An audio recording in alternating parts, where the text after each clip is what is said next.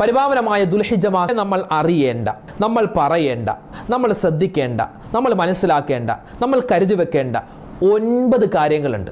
ആ 9 കാര്യങ്ങൾ കൃത്യമായി വ്യക്തമായി നമുക്ക് പഠിക്കാം. കുറച്ച് ദിക്റുകൾ നമുക്ക് പറയാം, കുറച്ച് സൂറത്തുകൾ ഓതാം, കുറച്ച് ദുആകൾ പഠിക്കാം. ഇൻഷാ അല്ലാഹ് നമുക്ക് ഈ ദുൽഹിജ്ജ മാസത്തെ എങ്ങനെയൊക്കെ പ്രയോജനപ്പെടുത്താമെന്ന് ഒരു 9 കാര്യം മനസ്സിലാക്കിയാൽ മതി. വിശദമായി കൃത്യമായി ഇന്നത്തെ ക്ലാസ്സിൽ നമുക്ക് കേൾക്കാം. ഇത് നിങ്ങൾ മറ്റുള്ളവർക്ക് എത്തിച്ചു കൊടുക്കണം. അള്ളാഹു നമ്മുടെ സദസ്സിനെ സ്വീകരിക്കട്ടെ. ആമീൻ യാ റബ്ബൽ ആലമീൻ. അസ്സലാമു അലൈക്കും വറഹ്മത്തുള്ളാഹി. ബിസ്മില്ലാഹി വൽഹംദുലില്ലാഹി വസ്സലാത്തു വസ്സലാമു അലാ റസൂലില്ലാഹ്. ദുൽഹിജ്ജ മാസത്തെ ആദരിക്കേണ്ട, ബഹുമാനിക്കേണ്ട, അല്ലെങ്കിൽ അതുമായി ബന്ധപ്പെട്ട് ദുൽഹിജ്ജ മാസത്തെ എങ്ങനെയാണ് സ്വീകരിക്കേണ്ടത് എന്നതുമായി ബന്ധപ്പെട്ട് ഒരു 9 കാര്യം ഇൻഷാ അല്ലാഹ് ഇന്നത്തെ ക്ലാസ്സിൽ നമുക്ക് പഠിക്കാം. വളരെ ശ്രേഷ്ഠതയിൽ മികച്ചു നിൽക്കുന്ന ഒരു മാസമാണ് ദുൽഹിജ്ജ മാസം. മാത്രമല്ല ഹിജ്റ കലണ്ടർ പ്രകാരം ഏറ്റവും അവസാനത്തെ മാസമാണ് ദുൽഹിജ്ജ. മുഹറം, സഫർ, റബിയുൽ അവ്വൽ, റബിയുൽ ആഖിർ, പിന്നെ അങ്ങോട്ട് തുടങ്ങുകയാണ്. അറബി കലണ്ടറിലെ 12ാമത്തെ മാസമാണ് ദുൽഹിജ്ജ മാസം. ഈ ദുൽഹിജ്ജ മാസത്തിന് ഒരുപാട് പ്രത്യേകതയുണ്ട്. മിൻഹ അർബഅത്തുൻ ഹുറും എന്ന് അല്ലാഹു തആല പറഞ്ഞിട്ടുണ്ട്. 12 മാസങ്ങളിൽ 4 മാസത്തെ അല്ലാഹു തആല ശ്രേഷ്ഠതയുള്ളതാക്കി. ആ ശ്രേഷ്ഠതയുള്ളതാക്കിയതിൽ വളരെ മഹത്വമുള്ള മാസമാണ് ദുൽഹിജ്ജ മാസം. വിശുദ്ധമായ ഖുർആൻ, ആ ഖുർആനിൽ അല്ലാഹു തആല 89ാമത്തെ സൂറത്തായി കൊണ്ടുവന്നിട്ടുള്ളത് സൂറത്തുൽ ഫജ്ർ ആണ്. ആ സൂറത്തുൽ ഫജ്റിൽ അല്ലാഹു തആല പറയുന്നുണ്ട്, സത്യമിട്ട് പറയുന്നുണ്ട്, വൽ ഫജ്ർ, പ്രഭാതത്തെ തന്നെയാണ് സത്യം, വലയാലിൻ അശ്ർ, 10 രാത്രികളെ തന്നെയാണ് സത്യം. വൽ ഫജ്ർ, പ്രഭാതത്തെ തന്നെയാണ് സത്യം, വലയാലിൻ അശ്ർ, 10 രാത്രികളെ തന്നെയാണ് സത്യം. ഇവിടെ ഒരു വലിയ ചർച്ച നടക്കുകയാണ്. അതായത് അല്ലാഹു സുബ്ഹാനഹു തആല സൂറത്തുൽ ഫജ്റിന്റെ 2ാമത്തെ ആയത്തിൽ പറയുന്നു, വലയാലിൻ അശ്ർ, 10 രാത്രികളെ തന്നെയാണ് സത്യം. അല്ലാഹ് സത്യമിട്ട് പറഞ്ഞിട്ടുണ്ട് എങ്കിൽ അതിന് വലിയ മഹത്വമുണ്ട്, ശ്രേഷ്ഠതയുണ്ട്.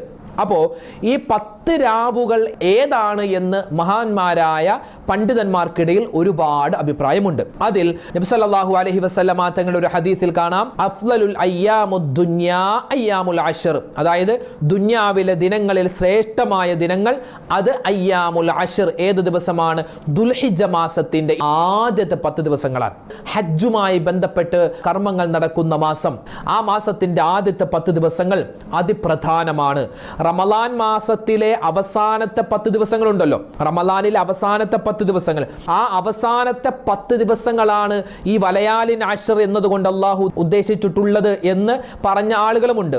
എന്തായാലും ഇവിടെ നമ്മൾ മനസ്സിലാക്കേണ്ടത് പരിപാവനമായ ദുൽഹിജ്ജ മാസം, ആ ദുൽഹിജ്ജ മാസത്തിന്റെ ആദ്യത്തെ 10 ദിവസങ്ങൾ അതിപ്രധാനമാണ്, അതിശ്രേഷ്ഠതയുള്ളതാണ്, പുണ്യമുള്ളതാണ്, മഹത്വമുള്ളതാണ്, ഒരുപാട് ഫضലുകൾ ഉള്ളതാണ്. ഈ ആദ്യത്തെ 10 ദിവസം, ദുൽഹിജ്ജ മാസത്തിന്റെ ആദ്യത്തെ 10 ദിവസങ്ങൾക്കുള്ള പ്രത്യേകത മറ്റ് മാസങ്ങൾക്കില്ലാത്ത പ്രത്യേകതയാണ്. കാരണം ഇജ്തിമാഉ മുഹിമ്മാത്തിൽ ഇബാദാത്തി ഫീഹാ, ഒരു മുസ്ലിം ചെയ്യുന്ന മുഖ്യമായ ഇബാദത്തുകളെല്ലാം ഒരുമിച്ച് ചേരുന്ന 10 ദിവസങ്ങളാണ് ദുൽഹിജ്ജ മാസത്തിന്റെ ആദ്യത്തെ 10 ദിവസങ്ങൾ. അതാണ് ഈ വലയാലിൻ അശ്ർ കൊണ്ട് ഉദ്ദേശമെന്ന് മഹത്തുക്കൾ പറയുന്നു. അതായത് ഹജ്ജ്, റമളാൻ മാസത്തിൽ ഹജ്ജില്ല അല്ലെ, റമളാൻ മാസത്തിൽ ഹജ്ജില്ല, റമളാൻ മാസത്തിൽ ഉദ്ഹിയ അറുക്കലില്ല. എന്നാൽ ദുൽഹിജ്ജ മാസത്തിന്റെ ആദ്യത്തെ 10 ദിവസങ്ങളിൽ എന്തൊക്കെയുണ്ട്? ഹജ്ജിന്റെ കർമ്മമുണ്ട്, അതുപോലെ ഉദ്ഹിയത്തിന്റെ കർമ്മമുണ്ട്, അതുപോലെ തന്നെ ഉംറയുടെ കർമ്മമുണ്ട്, സ്വതക്കയുടെ കർമ്മമുണ്ട്, നിസ്കാരമുണ്ട്, നോമ്പുണ്ട്, ഖുർആൻ പാരായണമുണ്ട്, സ്വതക്കകളുണ്ട്, ദിക്റുകളുണ്ട്, തസ്ബീഹുകളുണ്ട്, സ്വലവാത്തുണ്ട്.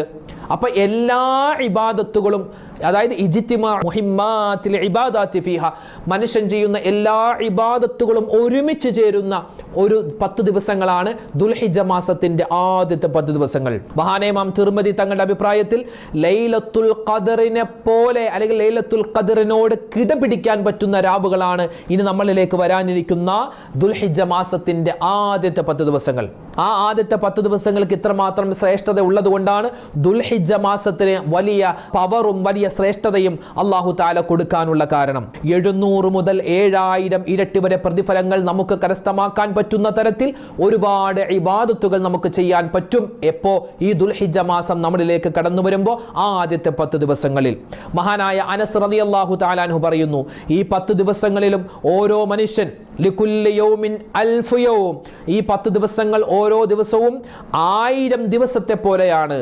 അതായത് ദുൽഹിജ്ജ മാസത്തിന്റെ ആദ്യത്തെ 10 ദിവസങ്ങളിൽ ദിവസങ്ങളിൽ ഒരു മനുഷ്യന് ഇബാദത്ത് എടുത്താൽ അവനിക്ക് 1000 ദിവസം, ഓരോ ദിവസത്തിന് പകരം 1000 ദിവസം ഇബാദത്ത് ചെയ്ത കൂലി അള്ളാഹു അവനിക്ക് കൊടുക്കുമെന്നാണ്. ഇനി നമുക്ക് ഈ ദുൽഹിജ്ജ മാസത്തിൽ എന്തെല്ലാം കാര്യങ്ങൾ ചെയ്യണം എന്ന് നമുക്ക് നോക്കാം. എന്തെല്ലാം കാര്യമാണ് ചെയ്യാനുള്ളത്? ഒന്നാമത്തേത് തഅ്ലീം. ഈ മാസത്തെ നമ്മൾ മഹത്വപ്പെടുത്തണം, ഈ മാസത്തെ നമ്മൾ ബഹുമാനിക്കണം, ആദരവുണ്ടാവണം. അള്ളാഹു ആദരിച്ച മാസമാണ് ദുൽഹിജ്ജ മാസം. അള്ളാഹു ആദരിച്ച ദിവസങ്ങളാണ് ദുൽഹിജ്ജ മാസത്തിന്റെ ആദ്യത്തെ 10 ദിവസങ്ങൾ.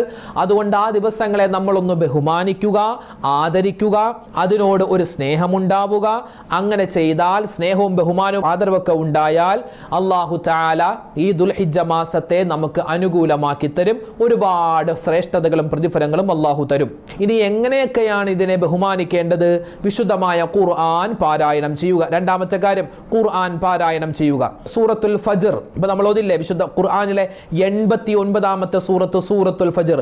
ആ സൂറത്തുൽ ഫജ്ർ ഈ ദുൽഹിജ്ജ മാസത്തിന്റെ എല്ലാ രാത്രിയിലും, പ്രത്യേകിച്ച് ആദ്യത്തെ 10 ദിവസങ്ങളിൽ നമ്മൾ പാരായണം ചെയ്യണം. വൽ ഫജ്ർ വലയാലിൻ അശ്ർ വശഫഇ വൽ വത്ർ വല്ലൈലി ഇദാ യസ്ർ ഹൽ ഫീ ദാലിക ഖസമുൽ ലിദി ഹിജ്ർ എന്ന് തുടങ്ങുന്ന ആ സൂറത്തുൽ ഫജ്റിന്റെ ആ ആയത്തുകൾ മുഴുവനും നമ്മൾ എല്ലാ ദിവസവും പാരായണം ചെയ്യണം. അങ്ങനെ ഒരു മനുഷ്യൻ സൂറത്തുൽ ഫജ്റിന്റെ ആയത്തുകൾ അവൻ എല്ലാ ദിവസവും ഓതിയാൽ അവന്റെ പാപങ്ങളെല്ലാം അല്ലാഹു പുറത്തു തരുമെന്ന് ഹദീസിൽ കാണാം. അവന്റെ ദറജകൾ അല്ലാഹു ഉയർത്തുന്നതാണെന്നും ഹദീസിൽ വന്നിട്ടുണ്ട്. പിന്നെയോ വിശുദ്ധമായ ഖുർആനിന്റെ ഹൃദയമാകുന്ന സൂറത്തു യാസീൻ. യാസീൻ സൂറത്ത് നമ്മൾ ഓതാൻ മറന്നു പോവരുതേ. എപ്പോഴാണ് ഈ പരിശുദ്ധമായ ദുൽഹിജ്ജ മാസം നമ്മളിലേക്ക് കടന്നു വന്നാൽ. പിന്നെയോ സൂറത്തുൽ ഇഖ്ലാസ്, ഖുൽ ഹുവല്ലാഹു അഹദ് എന്ന സൂറത്ത്. ആ ഖുൽ ഹുവല്ലാഹു അഹദ് എന്ന് പറയുന്ന സൂറത്ത് എല്ലാ ദിവസവും നമ്മൾ ഓതണേ. 200 വട്ടം ഒരു മനുഷ്യൻ സൂറത്തുൽ ഇഖ്ലാസ് ദുൽഹിജ്ജ മാസത്തിന്റെ ഓരോ ദിവസവും ഓതിയാൽ ദാരിദ്ര്യം അവനിക്ക് ഉണ്ടാവൂല, കടങ്ങൾ അവനിക്ക് ഉണ്ടാവൂല, സിഹർ അവനെ ഏൽക്കൂല, രോഗങ്ങൾ അവനിക്ക് വരൂല, പാപങ്ങൾ അല്ലാഹു പുറത്തു കൊടുക്കും. അതുപോലെ നിഫാഖ് അത് ഉണ്ടാവൂല. പിന്നെയോ മറ്റൊരു അഭിപ്രായത്തിൽ സൂറത്തുൽ ഹജ്ജ് ഓതണമെന്നാൽ, സൂറത്തുൽ ഹജ്ജ് ഓതിയാൽ വലിയ കൂലിയുണ്ട്, നമുക്ക് വലിയ പ്രതിഫലം അല്ലാഹു തആല തരുന്നൊരു സൂറത്താണ് സൂറത്തുൽ ഹജ്ജ്. അപ്പോൾ ദുൽഹിജ്ജ മാസം കടന്നു വന്നാൽ എന്തൊക്കെ ചെയ്യണം? സൂറത്തുൽ ഫജ്ർ ഓതണം, സൂറത്ത് യാസീൻ ഓതണം, സൂറത്തുൽ ഇഖ്ലാസ് ഓതണം, സൂറത്തുൽ ഹജ്ജ് ഓതണം. മറന്നു പോവരുതേ. അല്ലാഹു തൗഫീഖ് തന്ന് അനുഗ്രഹിക്കട്ടെ. മൂന്നാമതായി നമ്മൾ ചെയ്യാനുള്ളത്, പരിപാവനമായ ദുൽഹിജ്ജ മാസത്തെ എങ്ങനെയാണ് ആദരിക്കേണ്ടത്, ബഹുമാനിക്കേണ്ടത് എന്ന് പറയുന്ന സദസ്സിലാണല്ലോ നമ്മളുള്ളത്. മൂന്നാമതായി ശ്രദ്ധിക്കേണ്ടത് ദിക്റുകൾ അധികരിപ്പിക്കുക. സുബ്ഹാനല്ലാഹി വൽഹംദുലില്ലാഹി വലാ ഇലാഹ ഇല്ലല്ലാഹു അല്ലാഹു അക്ബർ വലാ ഹൗല വലാ ഖുവത ഇല്ലാ ബില്ലാഹിൽ അലിയിൽ അലീം. ആ ദിക്ർ നമ്മൾ ഒരുപാട് വട്ടം അധികരിപ്പിക്കണേ. പ്രത്യേകിച്ച് ദുൽഹിജ്ജ മാസത്തിൽ ഒരു മനുഷ്യൻ ഈ ദിക്ർ പറഞ്ഞാൽ അവനിക്ക് നിരവധി പ്രതിഫലങ്ങളാണുള്ളത്. ഏത് ദിക്ർ?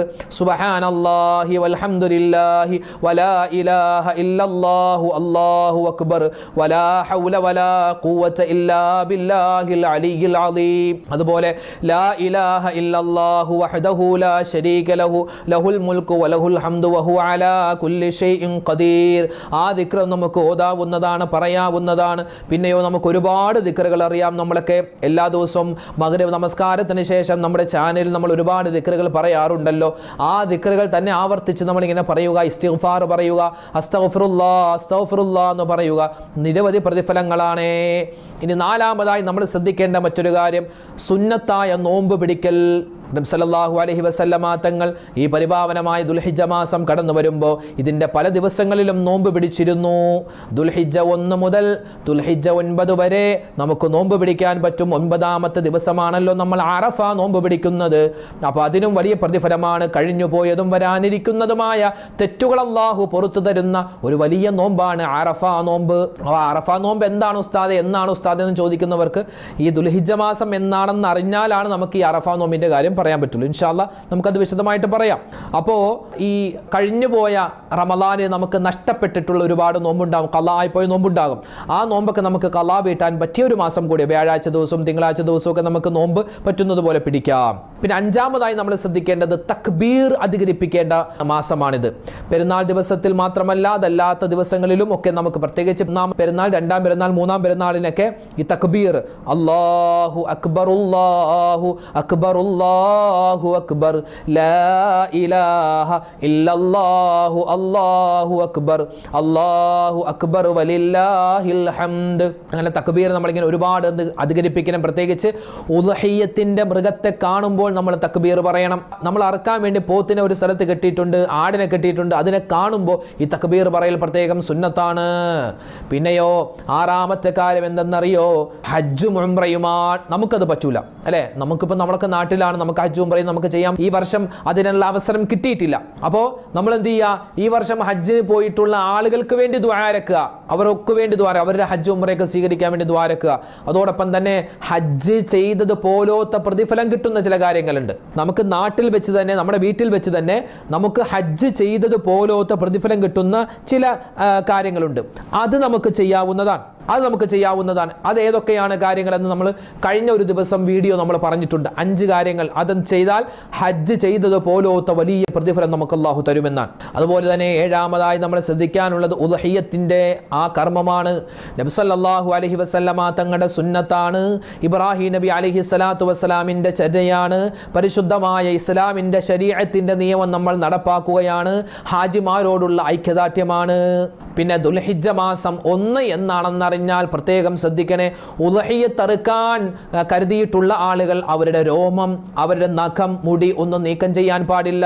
ദുൽഹിജ്ജ മാസം 1 എന്നാണെന്നറിഞ്ഞാൽ അത് തൊട്ട് എപ്പോൾ വരെ എന്നാണോ നമ്മുടെ ഉദ്ഹിയ്യത്ത് മൃഗത്തെ നമ്മൾ അറുക്കുന്നത് അന്ന് വരെ.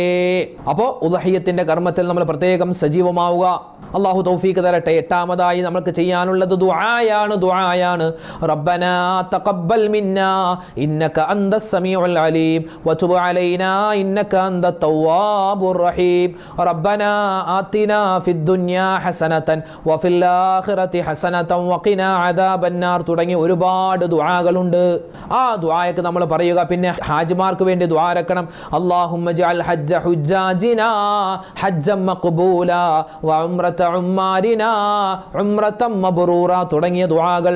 പിന്നെയോ നമുക്കും ഹജ്ജിന് അവസരം കിട്ടാൻ വേണ്ടി അല്ലാഹുമ്മ റുസുഖ്നാ ഹജ്ജ ബൈതികൽ ഹറം വസിയാറത റൗളത്തി നബിയിക മുസ്തഫ മുഹമ്മദിൻ സല്ലല്ലാഹു അലൈഹി വസല്ലം. നമ്മളിങ്ങനെ ദുആരക്കണം നമ്മുടെ പ്രശ്നങ്ങൾ മാറാൻ. ലോക മുസൽമാന് വേണ്ടി, പ്രത്യേകിച്ച് ഗസയിലെ മുസ്ലിമീങ്ങൾക്ക് വേണ്ടി, എല്ലാവർക്കും വേണ്ടി നമ്മൾ ദുആരക്കണേ. അല്ലാഹു തൗഫീഖ് തരട്ടെ.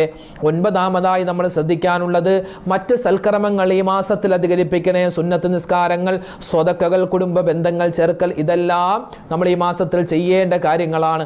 അപ്പോൾ 9 കാര്യങ്ങൾ നമ്മൾ പറഞ്ഞിട്ടുണ്ട്. ഈ 9 കാര്യങ്ങൾ നമ്മൾ ചെയ്യാൻ മറന്നു പോകരുത്. അള്ളാഹു നമുക്ക് തൗഫീഖ് തരുമാറാവട്ടെ.